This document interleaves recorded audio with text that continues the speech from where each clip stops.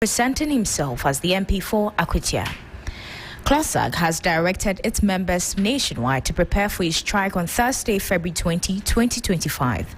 The protest demands the removal of Samuel Adumbotri from the birth and death registry despite prior government assurances.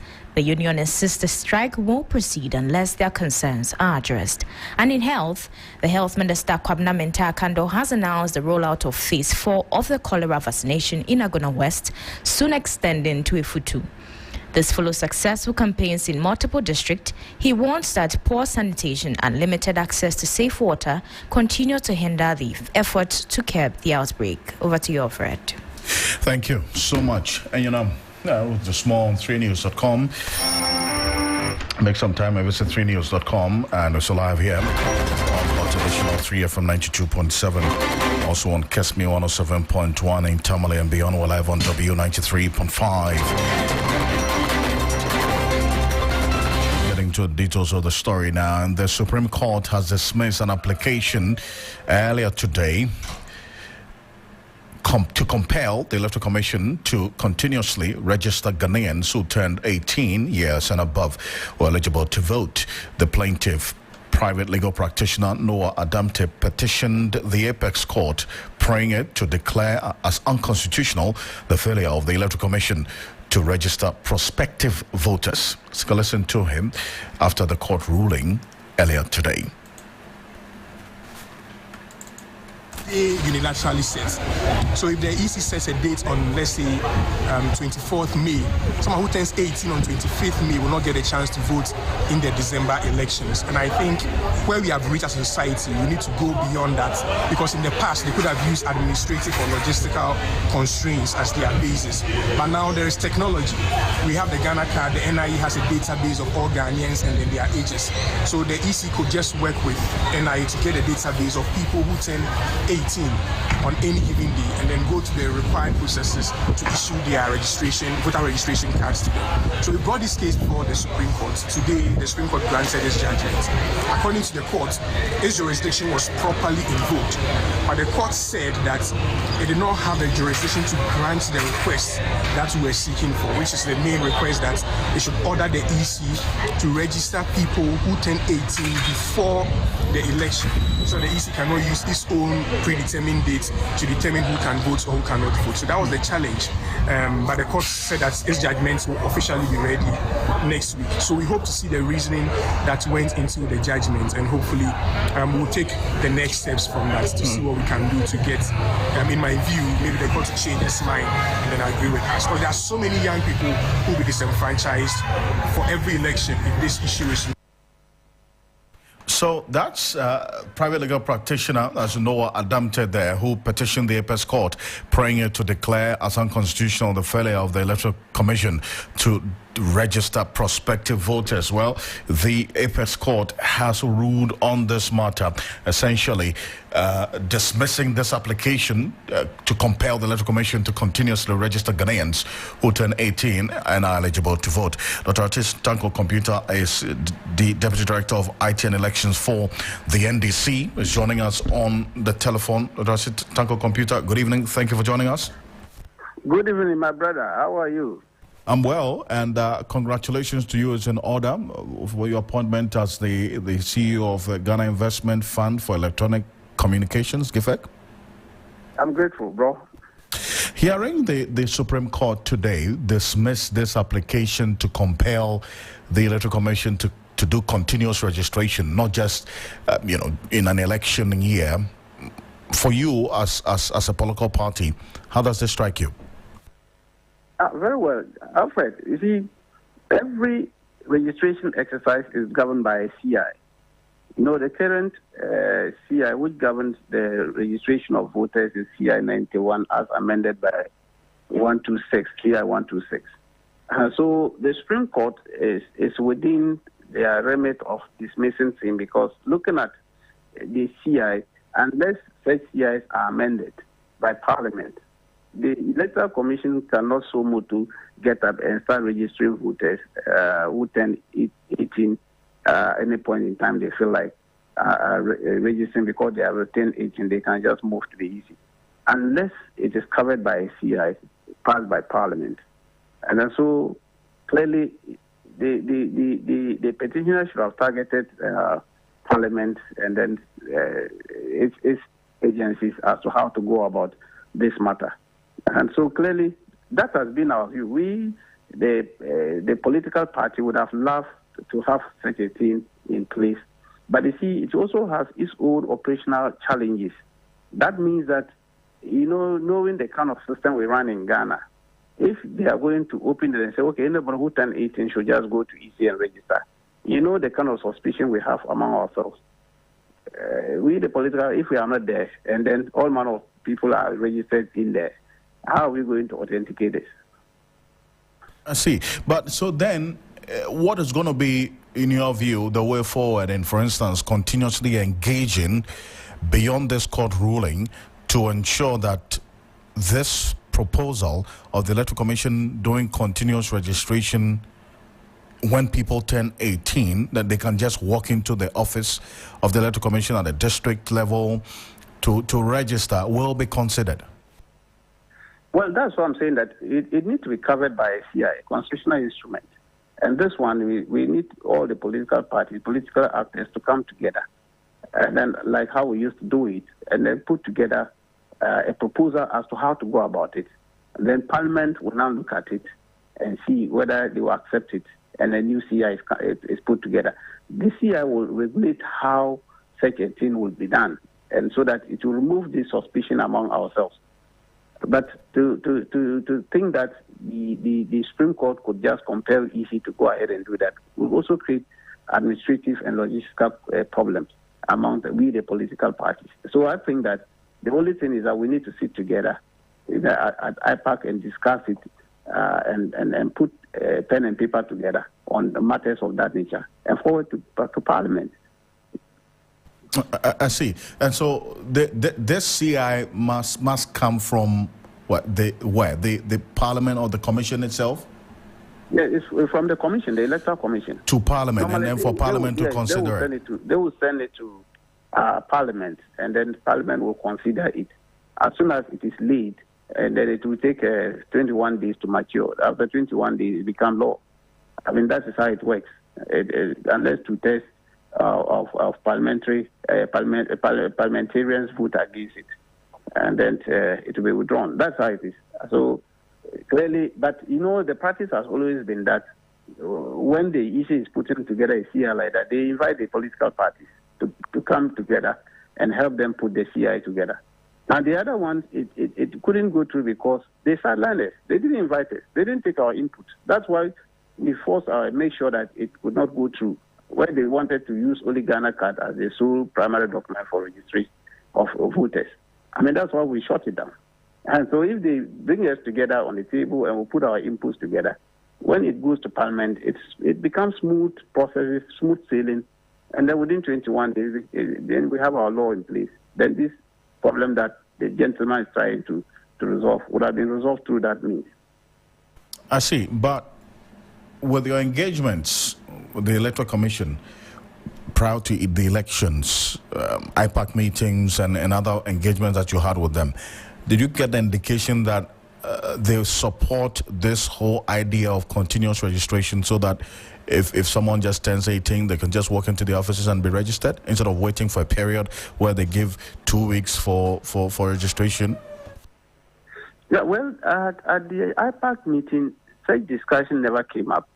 But, the EC already had a plan of that, according to them, of continual registration. Because if you go and look at the current CI, you will see a semblance of continuous registration. But because it was not properly put together, they are finding it difficult to implement. And so that's why I'm saying that the next time maybe they bring such an idea, we have to sit around the table and then see how best we will manage it and make sure that this suspicion that somebody will sit in the office because we don't have our agents around and put figures onto the registration database. So these are the things we need to look at. And I'm sure the EC themselves are also working out the administrative bottlenecks that are embedded in such a practice. Even the current one that we are operating, we still suspect each other. and still think that people are doing under-dealing and all that. And I imagine the EC would just sit in their office, nobody's around, and then people can just walk in there and then they register them. We need to look at all this before a CI is put before Parliament. I recall the last time I had this conversation sometime last year, there are some who have the view that you, the political parties, you benefit from the current system where the Electoral Commission gives 2-3 weeks for registration of persons who have turned 18 over the period or did not register to vote in the previous election, because that short period and so many people turning up, it's your advantage. You're able to take advantage of it. You maneuver and get persons who are ineligible, illegal persons, to get onto the register and to shoot up your numbers. Alfred, that has not been the case. You see, the thing is that it is the posturing of the EC that led to all these kind of problems that we had with them. Because when the current CI talks of accessibility, registration centers should be accessible to the registrants. I mean, then you go and bring everybody to come to your district office to register. That is not accessibility. It means you are not giving true meaning to the CI, what the CI talks about. Okay, that is the problem. But if the registration was done at the electoral area base, you see, you won't see a situation where political parties will have to be passing people around, bringing people plenty to force them through to enter into the register. I mean, it is easy. And so that's why I'm saying that sometimes they create unnecessary problems for themselves and to the extent the whole country. And so these things that we are talking about, they should always make meaning to the various CIs that governs their registration and election. And so it isn't that we just take advantage of it and fill in the register with all manner of names. It is the EC who cause all this mess. Because if you bring a registration center to your office, and I expect somebody to move for about 100 kilometers to that place, he won't come. It is only we, the political party, who have to look for funding to now bus people like that from one location to another to do that. And thereby they will say that we are bringing minors or we are bringing people who are illegible. They are not illegible because they are coming from far distance. And because they are coming from far distance, those around that place will think that they are not qualified, they are not from that vicinity. That is the problem. And so in order to reduce this kind of thing, let's give meaning to the accessibility aspect of the registration. When they say registration centers must be accessible to the register, and then we all would not have these difficulties that we are talking about. Dr. Assistant Computer, thank you for joining us on this. And can you stay with me a bit, because I have also Dr. Jonathan Asantiochiri, who's a political analyst and a lecturer at the University of Cape Coast, also joining us. Dr. Jonathan Asantiochiri, appreciate your time. You heard Dr. Asitanko there, and essentially what the court has done today is to dismiss this application to compel the Electoral Commission to continuously register Ghanaians who turn 18 years. The political parties, from what we've got from them over the period, support this idea of if you turn 18, just walk into the offices of the commission and register. But it has to be done through a CI. That's what Dr. Asitanko is talking about. How does this development today in court strike you? Well, Alfred, let me say good evening to your listeners and to your good self. It's been a while. The point is that this continuous registration would have solved, a number of problems. But it is not that simple with respect to elections. You see, wherever you are made to go and register is not where you vote, especially the way and manner the EC has been conducting itself. So if you go and do your continuous registration at the district headquarters, that's not where you are going to vote. You see, it comes with polling centers or polling stations. So it is more complex than just walking to the place and just go and register. Secondly, there's lack of trust with respect to the commissioners of the EC and then the political parties, especially the NDC one. It was in opposition, and probably now when it has come into government. I don't know how their perception of the EC will be like having come into power, whether it will suddenly change. And so you look at it, and I heard him say something to the effect that it is costly to the political parties. It is. If you allowed, for example, this continuous registration to take place, because they don't trust each other, the political parties will have to finance their agents to be there continuously throughout the year, because every day, every hour, somebody turns 18. And that itself will come at a cost. Not going by continuous registration and doing that en masse registration also has its own challenges. And so probably the Supreme Court has dismissed it because probably of its applicability for now and its feasibility. So maybe, as he said, the political parties will have to sit down at an IPAC meeting, draw up how the legislative instrument should be like, you see, so that they will get the buy-in of all opposing sides, and then all other views will come on board before it becomes implementable. Other than that, they will have to still go by the old style of, monitoring when they are doing mass registration. As you rightly pointed out, people will be biased.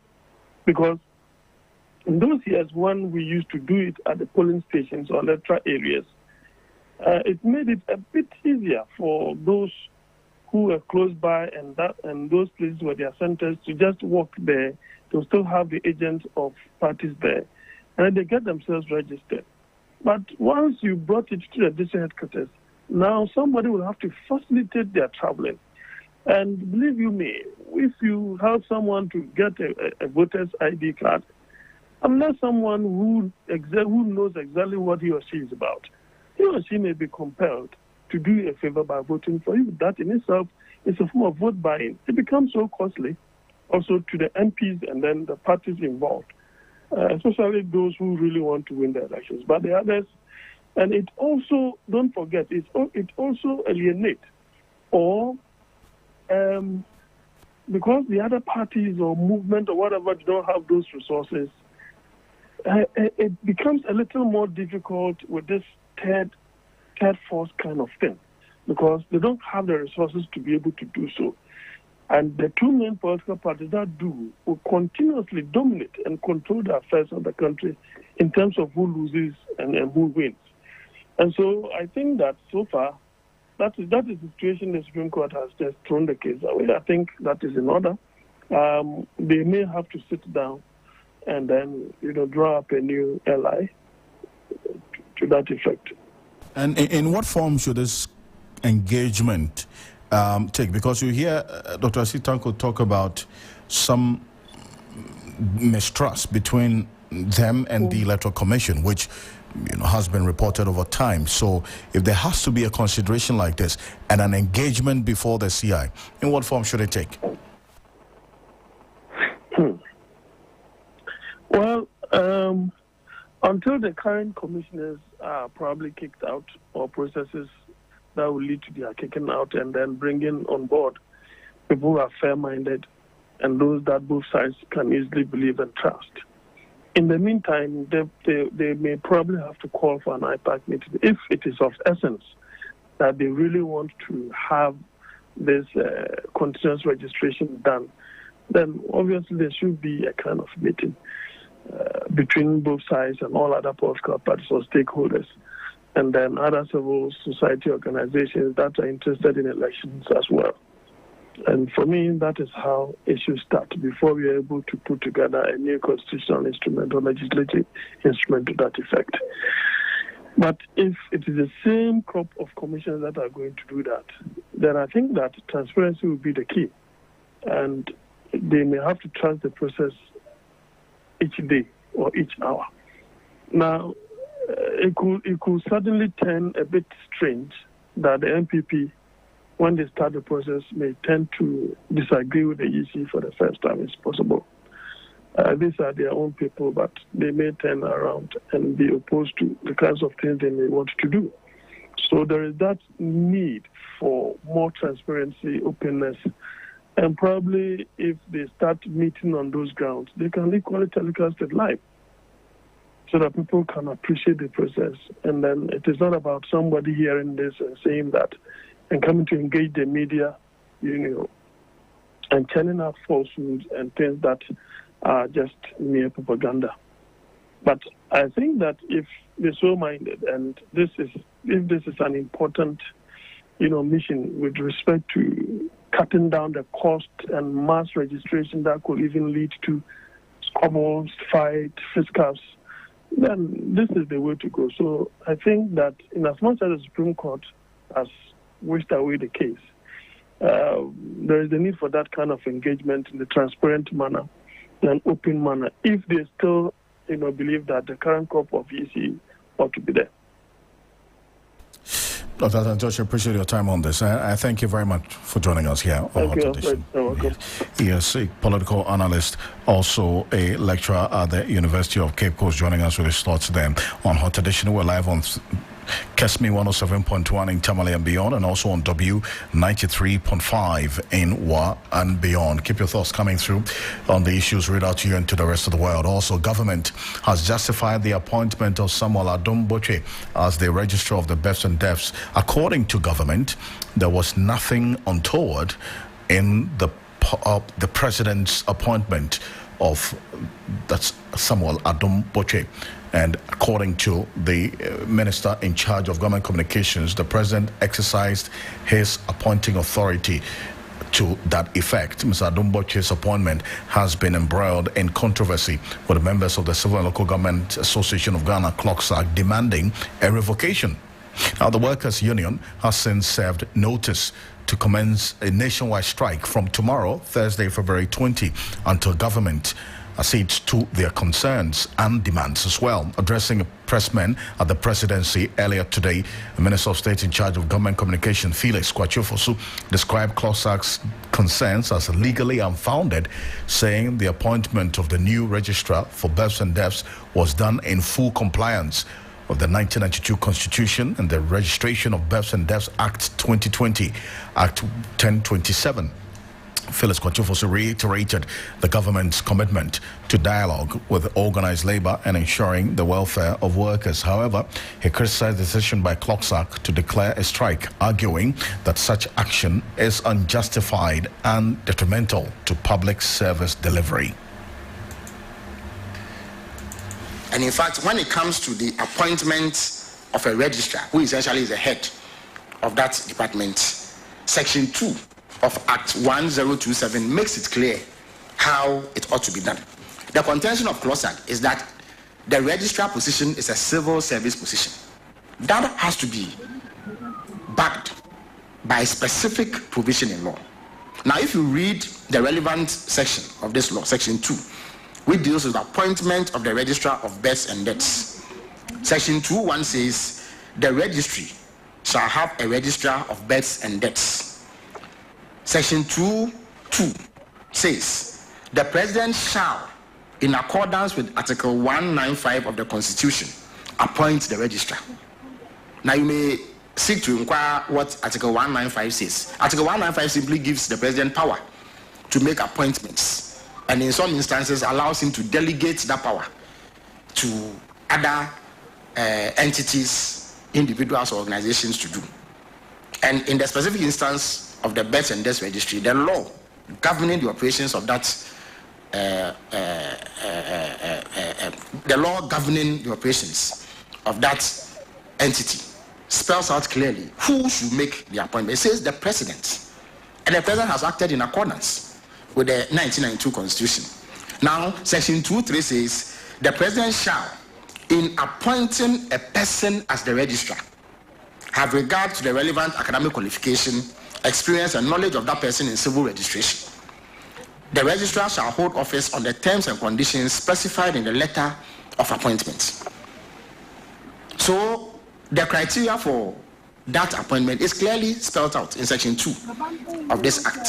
CLOCSAG has not questioned the competence of the current occupant of the position of registrar. They only say that he is politically exposed. But I have just read the law to you, and you as journalists, I'm sure, have capacity to dig up this law and read it for yourself. There's no way that it is said that the position ought to be occupied by a civil servant. And Mr. Adom-Boche is a highly experienced official who in the past has served as district chief executive under the Mills administration. And he has many years of public service experience. And he has requisite academic qualifications to hold that particular position. So it is the view of government that whilst we respect our partners in organized labor and seek to dialogue on all relevant matters, in this particular instance, the president has acted in accordance with Ghanaian law. And for that reason, there cannot be a reason why Mr. Adumboche should be removed only because he is not a civil servant. There is no provision that says that the position is reserved for civil servants. If it is the view of CLOSAG that in the past civil servants have occupied it, it does not mean that any other person apart from a civil servant cannot occupy that position. And we need to act strictly in accordance with Ghanaian law, even as we continue to engage and dialogue on how we govern our country. We are aware of similar agitations in the past against the appointee of President Akrofi, and we do know that a court case emanated from that particular engagement. As we speak, I am not aware that the court has determined the matter. So until this law is revoked or there is judicial pronouncement that says that this particular law is illegal and should be struck down, we believe that the president has acted correctly. Well, that's Felix Kwachofosu there. A detailed response to the issues that CLOSAG had raised. And if you make reference to, and we're going to put the letter that CLOSAG, in fact, issued not too long ago, communicating the decision to their members for them to stay at home beginning tomorrow in protest of that appointment of the person they described as a politically exposed person, Samuel Adumboche, assuming office as Registrar of Births and Deaths Registry. CLOSAG says they have declared a nationwide strike because of this particular appointment. Now, let's go into the telephone now. Austin Game is a labor expert. He's been following this quite closely. He's connecting with us. Mr. Game, good evening. Thank you for joining us. Good evening, Alfred. It's always good to have you. Now, you know the position of CLOSAG on this. They say that this, in their view, this position should be reserved for a civil servant and not a politically exposed person in the person of Samuel Adumboche. The presidency says the law does not specifically state that this position should be occupied by a civil servant. There is that tangle there. How should this be settled, in your view, going forward? Well, thank you so much. If my friends in the CLOSAG were mindful about the process that could lead to finding a common solution to this problem, the step they are taking now should never have been taken. I think that if they are trying to bite more than they can chew, the issue is that under Article 195 of the 1992 Constitution, the only person authorized to employ or to put people in office is the president. And of course, his assigns. It could be the head of civil service who is appointing somebody, he's doing it for and on behalf of the executive. In addition, the labor law under Section 8A of the law is only the employer, in this case, the head of state, the president of Ghana, who has the right to employ anybody to any office, not the union, not the worker, not any other person, but the law and the Constitution assigns responsibility into the hands of the president to do what he's doing. So it is inappropriate for them to stand on this and say that it's reserved. Reserved where? There are several personalities, including themselves, who are employed in the civil service in thousands. The president does not appoint every other person.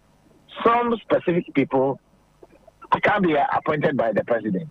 Indeed, when anyone is appointed into any of the offices, if they are doing it for and on behalf of the president, the head of state. That's what it is. So they can make a case. Unions are primarily formed to protect the economic and social interests of their members. So CROSAC has every right to raise concerns about something they think that could be of help to their members. But the process, the approach is what matters. I think they are going below the line. And I've just read letters sent to me that is asking their members to go on a complete home strike, shutdown strike, complete. I don't think that the members are that entirely not aware of the laws of Ghana as we are all talking about now. I think that I will urge them to go to work tomorrow, and that CROSAC's leadership should go right to the government seat, especially their sector minister, employment and labor relations minister, and ask for audience to enable them find a solution to this problem. And or go to the Labour Commission or go to the Labour Court. But to shut down, to go on strike on such a matter is inappropriate. They are trying to create unnecessary tension and problem in this country. Because I say so because there are many people who were employed by the previous regime without talking about any so-called equalization. And nobody raised anything about it. Even if they raise it, they didn't go this length. Is it because of the gentlemanship of the present president? So they have to do some rough shouldering over him. It's not entirely that way. It's not fair. Well, hold on a bit for me, because I want you to take a listen to exactly what the Deputy Executive Secretary of CLOGSAC said to us earlier. That's Kojo Kakrani, detailing why they want their members to stay at home beginning tomorrow. Okay. This Samuel Adom Botwe is a known activist of the National Democratic Congress, NDC, and was once the district chief executive of Asikuma Odoben Brakwa District Assembly in the Central Region. At this forum, we are pleading with His Excellency John Dramani Mahama as a matter of urgency to withdraw his appointment because it violates the Supreme Court ruling on neutrality in 2017. CLOGSAC will have no other alternative than to request its members not work with him and subsequently lay down our tools. We want to state that CLOGSAC will fully collaborate with government to ensure that the civil and local government services are devoid of politically colored persons. Well, that's the Deputy Executive Secretary there, Kojo Kakrani. That's their issue. Mr. Game. Yeah, I think if they have a point, they should raise it through the forum that they should raise it. They are not supposed to dictate to the president. They are supposed to raise an issue. We have laid down procedures under our laws as to how you resolve your differences. Under the law, it's very clear that if you have a concern, you either go for a mediation, you go for arbitration, or you go to the law court. These are the processes. I see. They are not supposed to go on strike. And according to the law, very clear, if you are to engage in a form of negotiation or engage your employer to discuss something that is of concern to you, you don't intimidate them by tying their hand at the back and say, come and let's talk when you are on strike. No employer does that. So if I were to be the president, I know exactly what to do. Because I am not part of the government, I am not going to say on air what they should do. I'm sure the president is highly, highly intelligent. Is somebody who within 2 months is able to organize himself very well in this country. Everybody knows. So he knows exactly what to do. And I'm sure they will do that. I'm just from a meeting and on my way to my office back in Tema. I haven't heard fully, but for you playing this thing to me, I didn't know that they have held any press conference. I was busy leading a negotiation somewhere. So I think that the president is fully aware. His ministers are fully aware. They know exactly what to do. So I leave that for them, but I think they will find a solution. And there's no need for them to be on strike. Everybody should go to work tomorrow.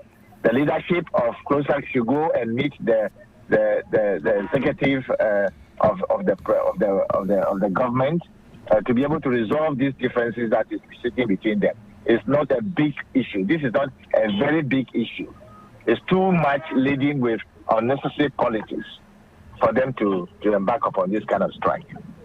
Well, we'll see whether your call would be heeded to tomorrow if the CLOSAC members will either stay at home or go to work. Thank you, Mr. Game. Thank you so much for your time.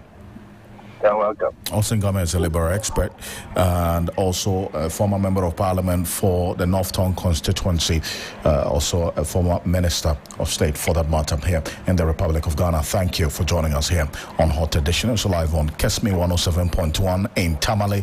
We're live on W93.5 in One Beyond. Government has strongly rejected allegations that it is involved in a coordinated effort to attack journalists following claims by the Ghana Journalists Association at a press conference earlier this week. Felix Kwachofosu, the communications director at the Office of the President, in fact, also Minister of State at the presidency in charge of government communication, in an address to the media, described these accusations as regrettable and misleading.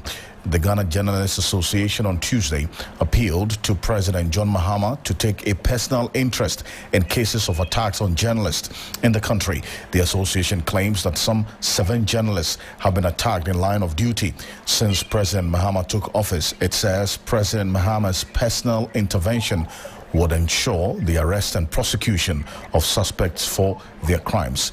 This is Felix Kwachofosu responding to the DJ's narrative suggested the government was behind, supporting these attacks.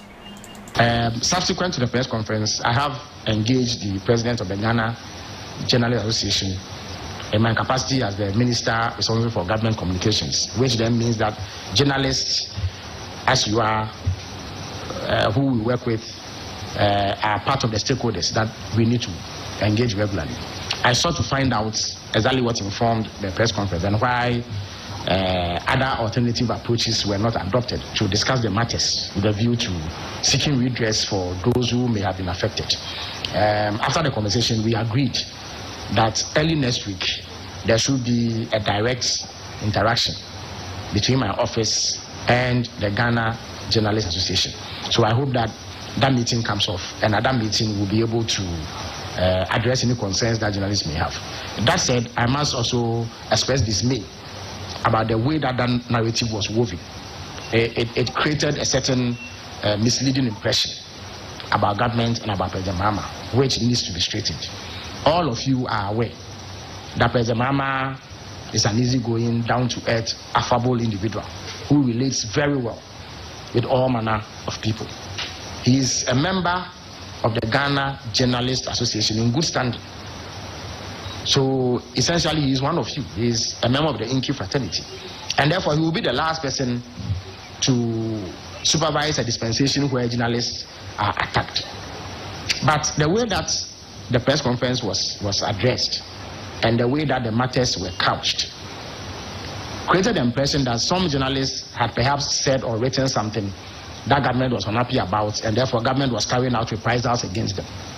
But that is completely incorrect. It is not true, and nothing of the sort has happened. When I inquired from the Ghana Journalists Association president, he mentioned instances where at a recent Council of State elections there was some scuffle and some journalists were roughed up. He also spoke about Erastus Asaidonko, who is reported to have been set upon by some illegal miners when he went there to cover their activities. But these are incidents involving persons who are acting unlawfully. For instance, illegal miners in the first place are breaking the law. So if in an attempt to report the activities, some of them attack a journalist, I'm not sure that you can lay the blame at the doorstep of President Mama or the government. It is an act of criminality which should be dealt with in the same manner that if someone attacked me or assaulted me, it should be dealt with. If at the Council of State elections there is a scuffle and some misguided elements rough up journalists, for me it's a pure law and order issue which should be reported and dealt with by appropriate law enforcement agencies. I do not see how government can be roped in and the president can be said to assure a situation where 7 journalists are attacked. That's Phyllis Kwachofoso there. Let's speak to Kofi Yeboah. He's the General Secretary of the Ghana Journalists Association. Mr. Yeboah, good evening. Thank you for joining us. Thank you for having me. So that's the direct reply and response to your narrative, according to Phyllis Kwachofoso, directly accusing the president of supporting the attacks against journalists since he assumed office as president. It says that's a misleading and unfortunate impression. Why that conclusion, really? Yeah, I think the Honorable Minister's information is rather misleading. Why is that? Because in our press conference, we did not ascribe the attack to the president or the government of the day. And our press conference was carried live on Joy News and GDC. It was carried live on the GDA media platforms. As we speak now, it is on our Facebook page. Anybody at all can go there and listen. We did not in any way suggested that the president or the government was behind the attack. So if in at all, the information the Honorable Minister put out was misleading and quite unfortunate. I am thinking perhaps he may have picked his lead from some other sources apart from our statement, whether in text or in audio. If he had been minded to take a cue from our statement, I'm not sure he would have come to the conclusions he did. I see, but you essentially, even though not specifically stated, and just to put it on record, TV3 and 3FM also carried that press conference live. Maybe you didn't know, but this is some information I have to give to you as well. But you did not specifically state that the president was supporting, quote unquote, these attacks, but then you called on the president, in fact, questioned the lack of action or attention paid to these attacks since he became or he assumed the office as president of the Republic of Ghana. That's not in doubt, is it? No, that was not the context. Let me set the context right. So we had indicated that from the beginning of the year to date, there have been 7 attacks. Okay, and looking at that duration, it's about 50 days, even less. 7 attacks, one in January, and Ohimi Teria, who was attacked by some illegal miners in the line of duty, and 4 happened in Kumasi during the Council of State election. 2 occurred in Wali. So 7. If you disaggregate it or you break it down, on the average, it gives you 1 attack every week. And we think this is very much on the high side. So even the day before our presser, the GDA president had a meeting with the IGP. So earlier, the Honorable Minister was talking about alternative engagements. We had a meeting with the IDP in the same vein. Okay, but we also have our strategy for doing things. And addressing press conferences is one of them. The Honorable Minister himself has addressed a press conference today and addressed so many issues, including the CLOSAG issue. Maybe he thought it is fit and proper to use this approach rather than have a dialogue. The same way, we may have different ways of approaching issues. So we thought that doing a press conference in the circumstances is a good approach to us. So we had laid the facts, and the Honorable Minister did not contest the facts we put out that it is not true. There have been worse instances in the past or something. He did not contest the facts. So as for the construing of what we put out there, I cannot determine how anybody may want to understand what we put out there. But what we put out there, we did not lay it at the doorstep of the president. Now, calling on the president to take personal interest, we also reckon that the president is a member of the DGA, and the Honorable Minister mentioned that. So if the president is one of us, and is it far-fetched to say that, then take care of our needs and concerns? In the Wale team, it involves soldiers. The president is the commander-in-chief of the Ghana Armed Forces. Is it outrageous to say that a president take a keen interest in some of these things? In actual fact, I thought the press conference by the Honorable Minister was an opportunity for him to even condemn the attacks. But he spoke at length. He never condemned the attacks. And sometimes that is what we need to give a signal out there to people that these are actions and attitudes we don't condone. And invariably, people are doing these things in the name of political actors. So if the political actors are saying that we don't condone these things, then we believe it will help to minimize such attacks or reduce them to the barest minimum. Our interest, foremost, is that we want solution. And I'm happy the Honorable Minister is inviting us to a meeting next week. I'm sure at the meeting, and we will judge and look at the way forward. Right, but Mr. Boss, since you talk about you not hearing any condemnation, and then for me, I'm asking the questions based on the fact that we all also would support any attempt to get all of us protected in the line of duty. That's utmost. But then again, also, you said you listened to the minister and you didn't get any sense that he condemned these acts. But we also heard him say that these are acts of criminality and ought to be condemned and left at that, and not necessarily bringing in the presidency. I think that was clear, is it not? You didn't hear that one?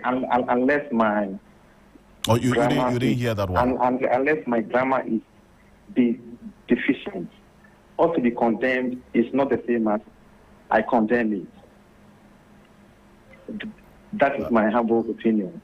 Ought to be condemned can never be deemed to be the same as I condemn this action. Well, it will be a matter of opinion, obviously. But yeah, he raises concerns about I think it is not categorical. It is not clear. Okay. He raises concerns about you not engaging them before going to the press or having this press conference. Is it one that you would agree with? That to the extent that you were calling their attention to these issues, maybe engaging them before going to the press conference? That is quite confusing, because he was himself making the point that this is an act of criminality, and so the law must take its course. We had engaged the IGP, so we don't necessarily have to engage him, or not engaging him does not make our action defective.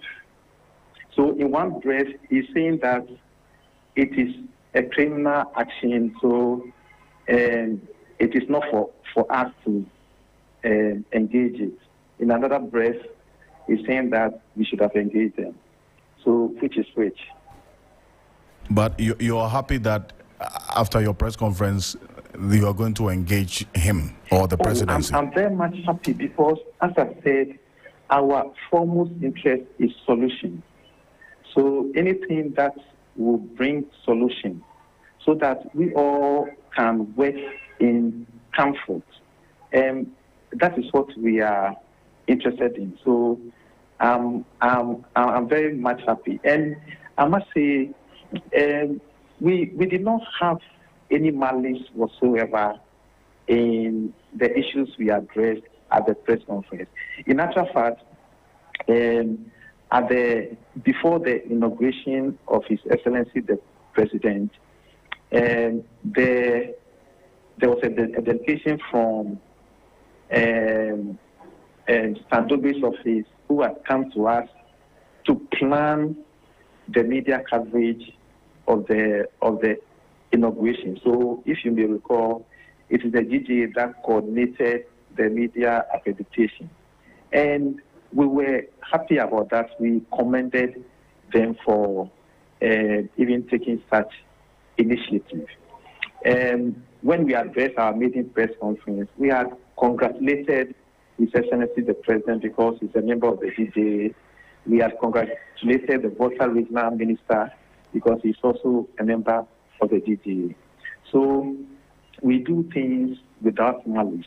But it cannot also be said that because the President is a member of the GGA, when anything is not going right, we should not speak about it. Thank you very much. That will be unfortunate. Thank you for joining us, Mr. Kofi Aboah. Appreciate it. Is the General Secretary of the Ghana Journalists Association. We're back shortly after this quick break. Bismarck Osai standing by with the latest in the world of business, and then we'll have the sports news as well. Stay with us.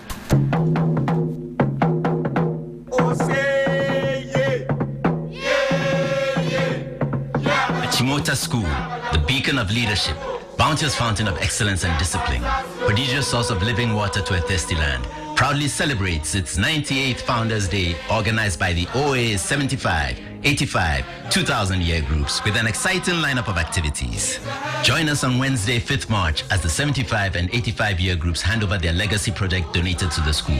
1.5 million cedis worth of science equipment as part of a STEM fund for Achimota School. The originators of the Bonfire Night then put on a show on Friday, 7th March, an entertaining carnival comprising a torchlight procession, Bonfire Night, masqueraders, and a spectacular brass band, all hosted by the 2000 year group Y2G.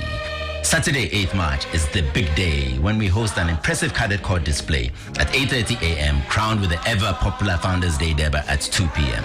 We finish with the Thanksgiving service on the 9th of March at the iconic Agri Chapel. Let's come together to honor the founders of Ghana's greatest school. These events are proudly powered by OA 75, 85, 2000. See you at Achimota School, where leaders are made.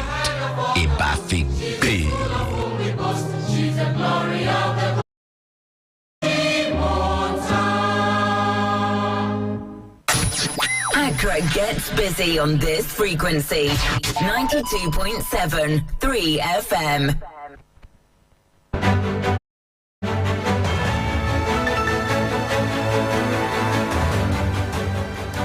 Hello, good evening. It's time now for the business segment on Hot Edition with me, Bismarck Ausa. Coming up tonight, Chamber of Oil Marketing Companies calls for scrapping of cylinder recirculation model, citing its failure.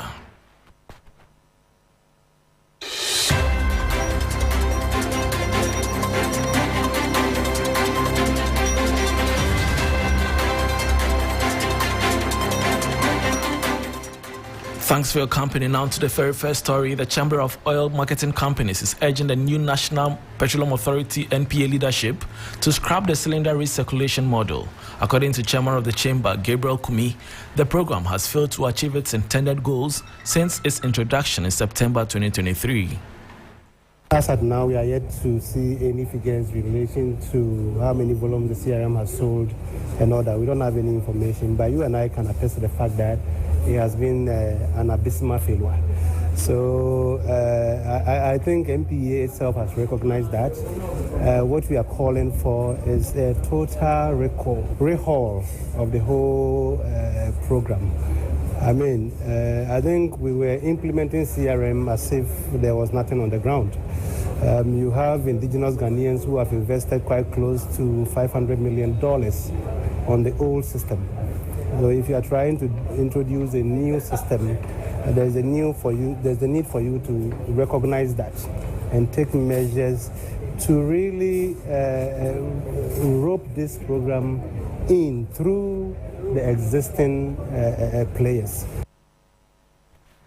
And that was Chairman of the Chamber of Oil Marketing Companies, Gabriel Kumi. Moving on, the government plans to raise 7.73 billion cedis this Friday, February 21, 2025, through the issuance of the 91-day, 182-day, and 364-day bills.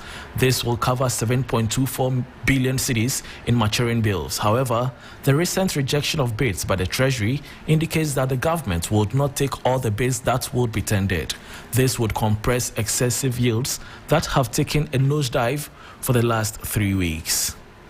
Now, before we go, insurance brokers are optimistic that the newly appointed Commissioner of the National Insurance Commission, Dr. Abiba Zakaria, will introduce a premium streamlining regime to tackle undercutting in the industry. They believe stricter enforcement of pricing regulations will help create a fair and competitive market. President of the Insurance Brokers Association of Ghana, IBAC Shaibu Ali, says undercutting remains a major concern in the sector, calling for urgent regulatory intervention. The expectations from brokers is no different from expectations from the general industry. Once the general insurance industry is streamlined and things are working out well, brokers stand to benefit. So, number one, we are expectant of a streamlining of the premium regime, where we think that there's a lot of undercutting of insurance premiums on the market. That is one of the major issues that she needs to tackle. Because insurance companies are in the business to make a profit too. If you look at the premiums that insurance companies charge vis-a-vis the claims that they pay, there's a mismatch. And that is the reason why most insurance companies are making underwriting losses and only making investment profits. So a decisive action on this would save the industry a lot. You have other issues like as to whether the no payment, no premium, no cover regime is working adequately. She needs to take a look at it and then see how she can tighten the various areas, loopholes that people are taking undue advantage of and ensure that things work out right. Another area that she would have to look at is people who are not licensed or institutions who are not licensed to earn commissions from businesses placed from either insurers or brokers who are doing so. This has to be looked at in check. You just heard President of the Insurance Brokers Association of Ghana, Shaibu Ali. The latest quarterly collateral registry report from the Bank of Ghana shows a significant rise in the share of secured loans granted by domestic banks, reaching 48.5% in the last quarter of 2024. This is up from 25.4% in the same period of 2023. The following 3 Business News Desk report has more.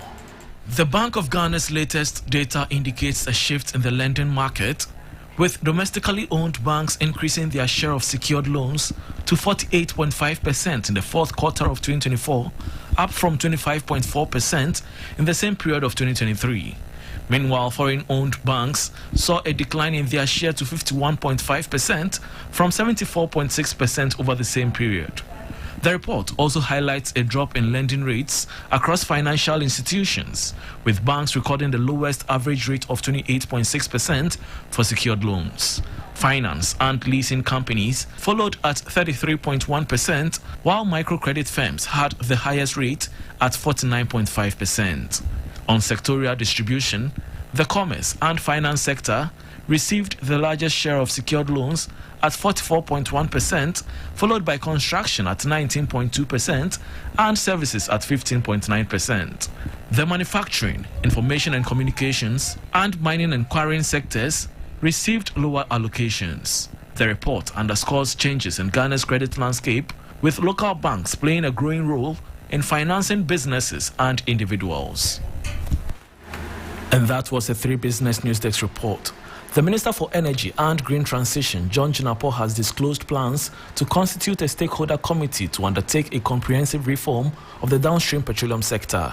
The move is to ensure that the industry supplies enough fuel to meet the growing demand of the product. Speaking at the first downstream dialogue by the Chamber of Oil Marketing Companies, Mr. Jinapor stressed the need for innovative ideas to strengthen the sector.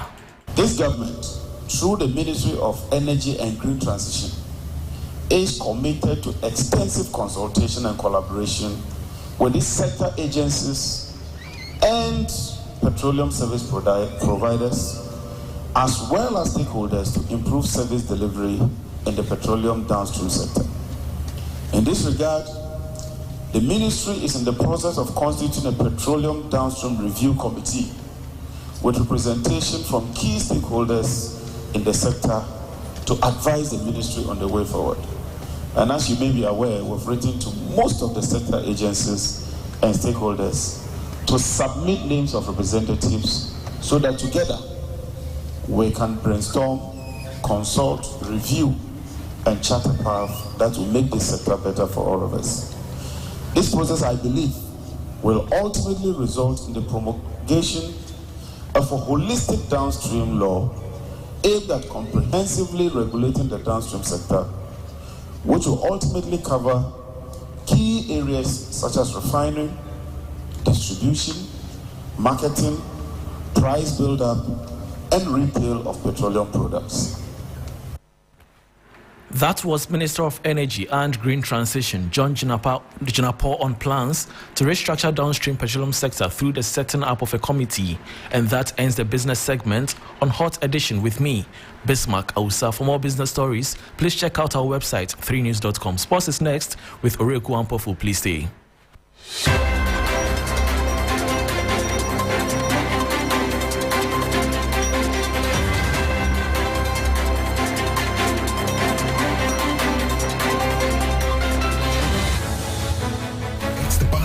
Teams in a 3FM 60-day Fit Start Challenge. Which team will come up tops? Will it be Team Comfort or Team Helen? Will age and tact act triumph? Or will youth and energy win? Call or WhatsApp on these numbers: 0532 300 927 or 0532 200 927. Now, to join Team Comfort or Team Helen and enjoy holistic wellness coaching, specialized diet plans, and cooking tutorials, thrilling exercises, challenges, and activities, plus many exciting rewards.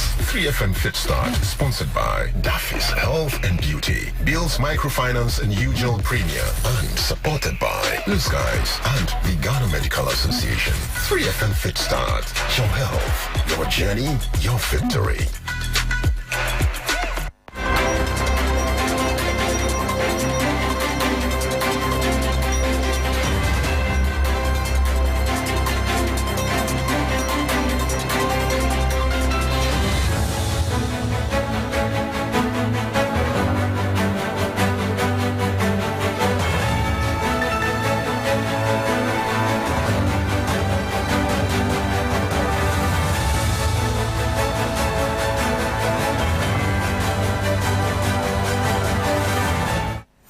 Hello, good evening, and welcome to the sports segment here on Hot Edition on 3FM 92.7 with me, Oreku Ampofu.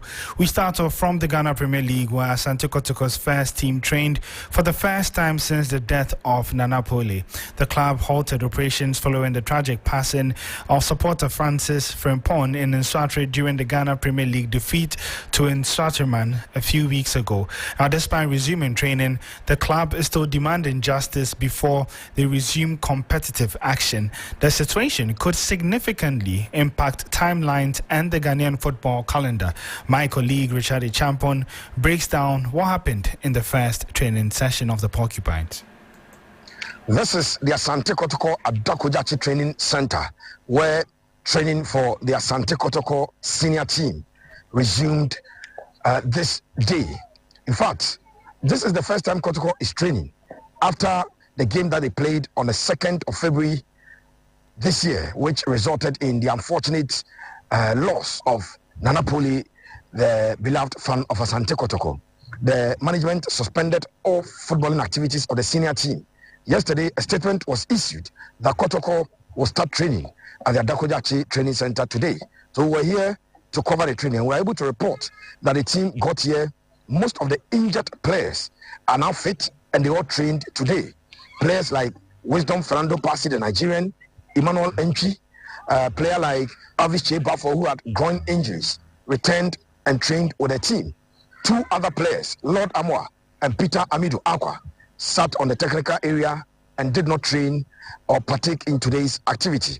We are also able to report that Asante Kotoko's captain and goalkeeper, Frederick Asare, who has been injured for the last 2 months, is fit and trained today with the whole team. So that is what happened here. The team will come back tomorrow at exactly 9 a.m. to continue with the training activities. We are also reporting that today's training session was quite unusual. The supporters and the fans who are always here to watch their club train were not here. Today, you could count less than 10 people watching Asante Kotoko train. That is quite unusual. Their usual numbers are between 200 and 300 for each training session. But today, there were only about 5 supporters here to watch the team train. The management of Asante Kotoko insists that even though they are training, they are not yet ready to play football or competitive games.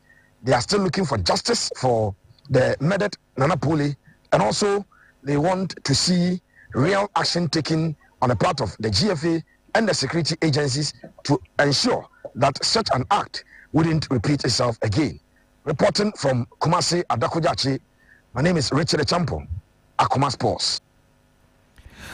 And so that was Richard Champon with the latest from Asante Kotoko, who have officially resumed training in Kumasi, but we still stay with Ghana football, and that's because there's been some talks in Parliament, and to be specific, Ekuapem's North Member of Parliament, Samuel Ewuku, has urged the Minister of Sports and Recreation, Kofi Adams, to review the presence of drinking sports near stadiums, citing their potential link to hooliganism. Speaking on the floor of Parliament about the causes of fan violence, the former Director General of the National Lottery Authority highlighted how alcohol consumption before matches often leads to unruly behavior.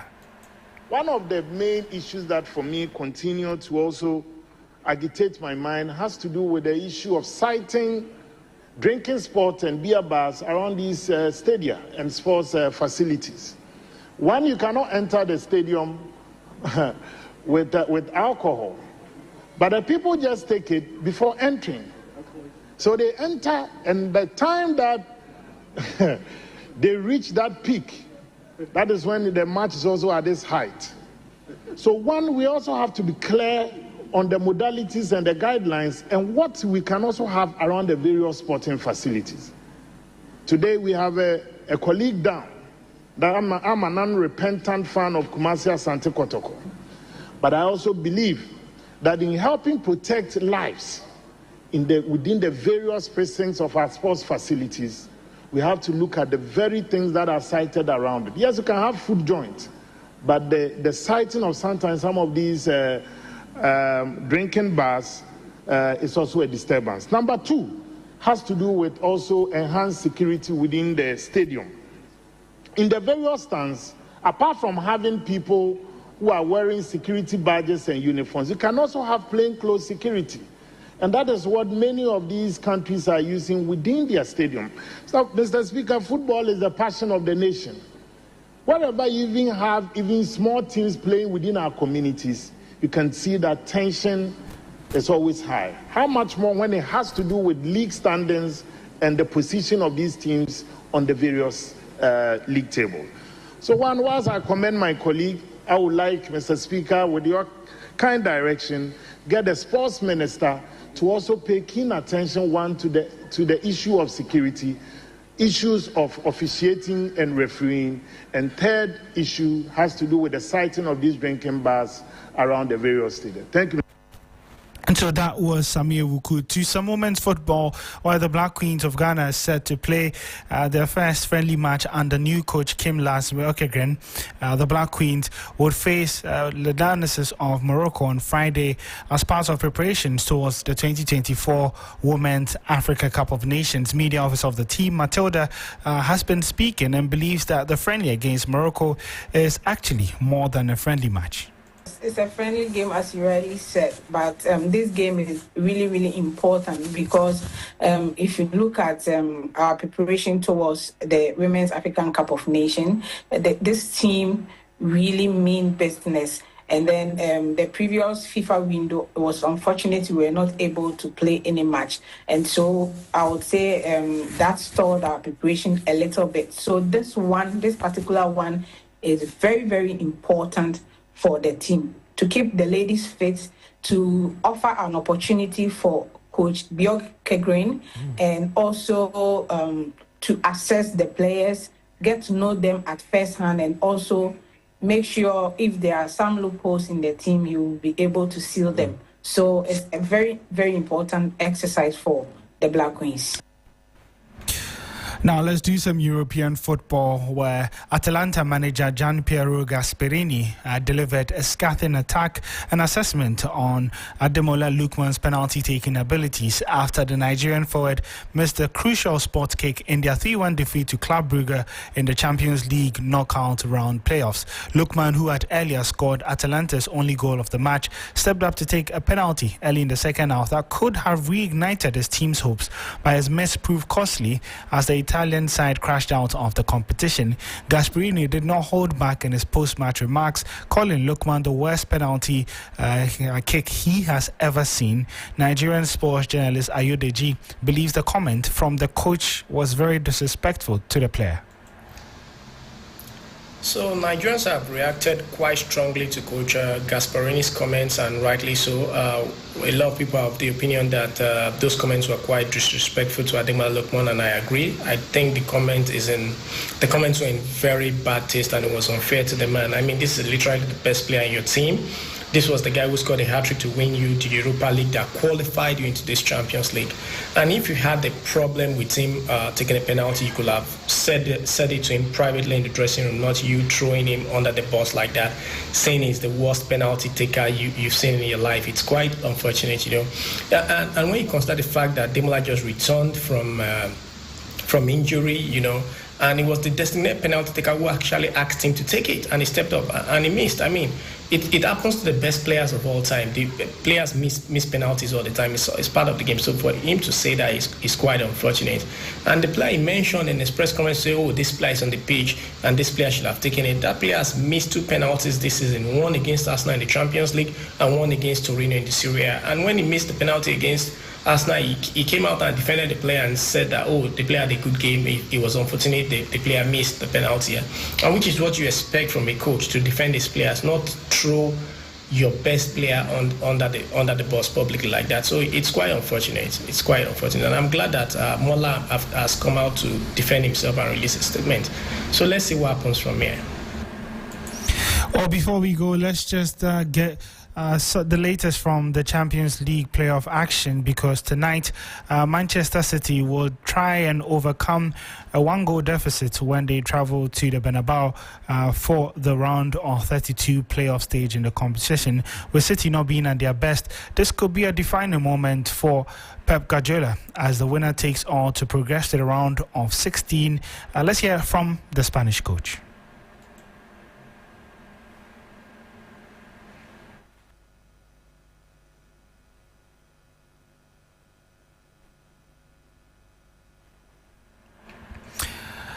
And so we're just having some technical difficulties with that voice. Basically, Guardiola is looking forward to the game against Madrid later tonight, and that would be at 8 p.m., stating that it's a huge challenge for his side, who would look to make the most out of it at the Bernabeu. You can get updates of that game on social media on our pages at 3 Sports GH. My name is Oreko Ampofo, and that's how we wrap up the sports segment here on Hot Edition.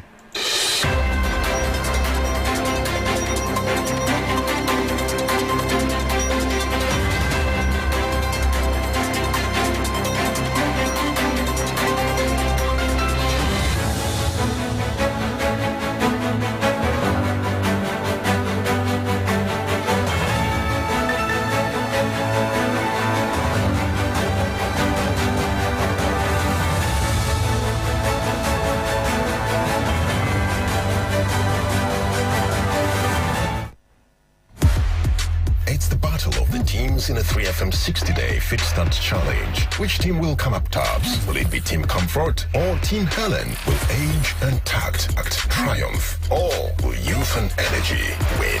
Call or WhatsApp on these numbers: 0532 300 927 or 0532 200 927.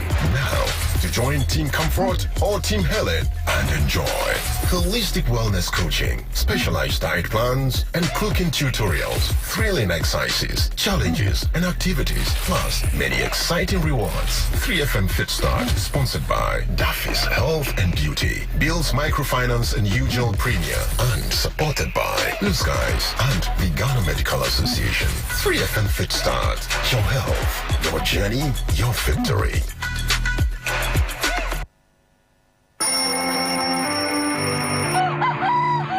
I wake up early every weekday because of you, to keep you on top of your game. Yeah!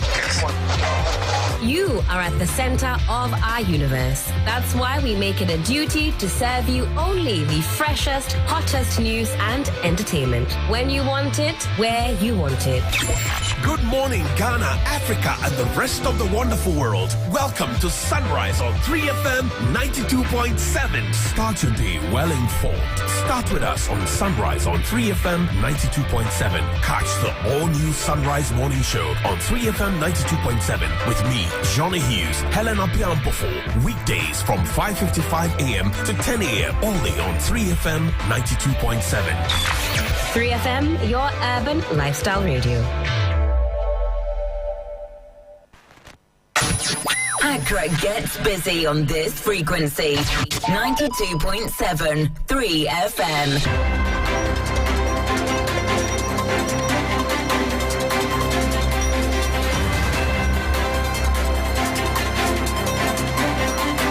Welcome back. 22 minutes after 6, live here on Hot Edition on 3 from 92.7. Former Chief Justice of the Republic of Ghana, Sophia Akrofi, has firmly asserted her independence following her appointment to Ghana's 9th Council of State, emphasizing that she will not be a mere mouthpiece for the president. Speaking after the swearing-in ceremony in Accra yesterday, Justice Sophia Akrofi made it clear that her advisory role will be based on honesty and also principle rather than blind loyalty. She further explained that true advisory roles demand integrity and a commitment to national interests rather than rubber-stamping executive decisions. To the Council of State. You said many people didn't expect it. I think it's rather the other way around, because in the Constitution there's a seat on the Council of State for a former Chief Justice. So maybe a lot of people told me they were expecting me to be the one who is selected to do it. Yeah, but what has that got to do with anything? I'm a former Chief Justice, am I not? Do I or do I not qualify? The Council of State is a body that is supposed to be advising the president. I'm not going to sing his master's voice, so to speak. An advisor does not parrot. An advisor speaks with honesty. An advisor looks to the best interest not only of the person they are advising, but of the function the person is serving. And so I'm definitely going to do my best and work with the council to give the best advice at all times to the president. So that's Justice Sophia Akrofi there as a member of the Council of State of President John Dramani Mahama. Away from that, the Koforidua High Court has issued a bench warrant for the arrest of the new Patriotic Party Member of Parliament for the constituency in contention, the Akwatia constituency, NS Yalkumi. This was after the court convicted him for contempt of court and for continuing to hold himself out as a member of parliament for the Akwatia constituency. Our team regional correspondent Yvonne Nikwe has been giving us details of this particular development earlier today. Korea High Court has issued a bench warrant for NS Yalkumi MPP's declared member of parliament for the Akwatia constituency.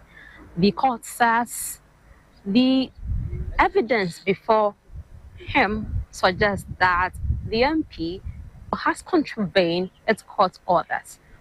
We take you back to after December 7th elections. Now, the counsel for the petitioners filed for an interim injunction to ensure that the MP does not hold himself as MP for the constituency until the final determination of the court. But the MP was seen in the chambers of parliament on the 9th of the swearing in of this 9th parliament. Indeed, the court says evidence in video form available to them suggests that the clerk, even though warned the MP of the consequences, he went ahead to be sworn in. That action is a flout of the court orders. Again, the court says that consequently, motions have been filed to serve him for him to be present in court or his counsel being in appearance. But that was also not upheld. And the Justice of the High Court, Senor Amedahe, says these evidences before him and precedents of ruling inform him to take these actions to ensure Ernest Yakumi is brought to court for sentence of his conviction. The High Court judge did not accept the letter from the minority caucus before him, suggesting that Ernest Kumi was busy with parliamentary duties, reason for his absence in court. Justice Senor Amedahe says accepting that letter will be a compromise of the court's earlier decision. Lawyer Gary Nimaku, who wanted to make a case for Ernest Kumi, was not allowed. He would not comment on the matter after the ruling. So for the petitioners, Bernard Baidu says the court ruling is well taken. Since the inception of this case, Mr. Gary Nimakon has always been coming to court, and he hasn't even filed an appearance consistent with Order 9 of CI 47. Court essentially is saying that indeed all the ingredients in all the authorities he listed proved that he willfully disobeyed the orders of the court, and that irrespective of your opinion about an order of a court, it doesn't give you the license to disobey it until it is set aside. No court, as we speak, has set aside or did set aside the interim injunction, and so he was completely out of order. High Court, Yvonne Ikwe. As Yvonne Ikwe there, you recall that on the day of swearing of the members of the 9th Parliament, the clerk to Parliament, Ebenezer Ahoma Ajiator, sought to warn the MP in question over a restraining order he had received from the court not to swear him in. Let's take a listen to exactly what the clerk to Parliament said on the dawn of January 7. Two issues relating to two constituencies are outstanding. And the constituencies are Ablekuma North and Akwetia. Honorable members, would you kindly listen as we proceed? Ablekuma North and Akwetia. The case of Ablekuma North is known to all of us in this honorable house. We don't have writ of elections from the Electoral Commission in respect of Ablekuma North, and therefore it is impossible to proceed with any matter relating to Ablekuma North in terms of roll call and in terms of the eligibility of a member for that constituency to participate in the election of the Speaker. In the case of Akwetia, the clerk to Parliament was served a process on the 3rd of January 2025 with an order of interim injunction from a high court in Koforidua. This order was served through the legal office of the Parliamentary Service. The order directed the respondents, including the clerk to Parliament, indicating that they are restrained from proceeding to call, admit, register, swear in, recognize, gazette the said Ernest Yakumi as the elected member for the Akrofi constituency. At the time of the receipt of the order, the Parliamentary Service had already completed the process of registration of Ernest Yao Kumi as member-elect. This is precisely because the first writ of elections that we received, Ernest Yao Kumi, was part of that process. So we received writ of elections in respect of Ernest Yao Kumi. And without the pendency of any suit, any process, the Parliamentary Service, in compliance with due process, had to register the member. So we did so. Subsequently, it has come to our attention. There's a restraining order of a court. Restraining not just a member, but a clerk to Parliament from proceeding with the registration of, from proceeding with the members' participation in the election of the Speaker. As a clerk to Parliament there. Now, set for Hot Edition on 3FM 92.7. Remember, there's more news on 3news.com. Join me and the rest of the team at 10 p.m. today on TV3 and also on 3FM 92.7 for Ghana Tonight. My name is Alfred Ocansey. There's more news on 3news.com. Thank you for staying with us. The drive continues.